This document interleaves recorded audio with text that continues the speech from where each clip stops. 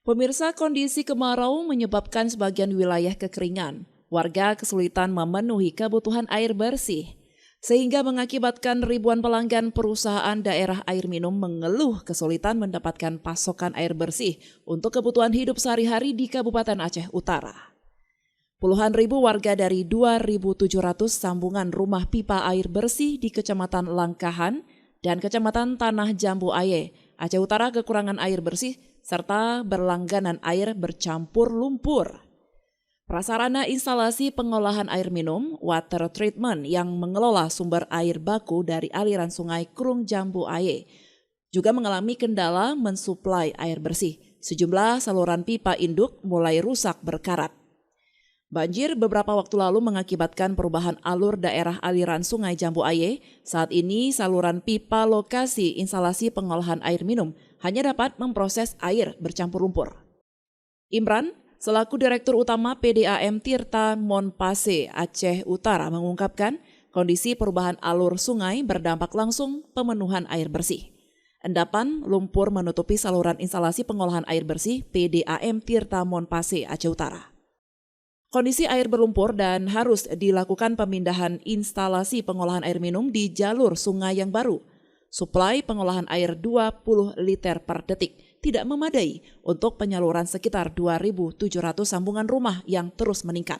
Akhir-akhir ini terjadi perubahan alur sungai yang berimbas pada intake daripada suplai air, pengolahan air untuk di suplai air di Langkahan dan di Panton Labu. Ini akibat terjadinya perubahan alur sungai akibat banjir. Oleh karenanya ini sangat berdampak terhadap sistem produksi yang ada di Langkahan, IPA Langkahan, sehingga mutu air itu sudah tidak sesuai lagi.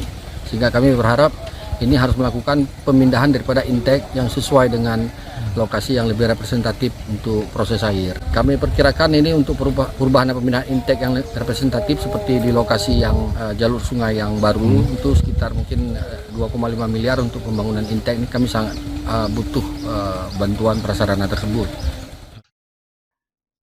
Sementara itu, Muhammad Wahab selaku tokoh masyarakat menjelaskan musim kemarau menyebabkan masyarakat sangat membutuhkan air bersih sehari-hari. Pendangkalan aliran sungai karena perubahan jalur baru sungai mengakibatkan endapan lumpur akibat masyarakat kesulitan mendapatkan air bersih. Itu kalau sekarang agak mengeluh.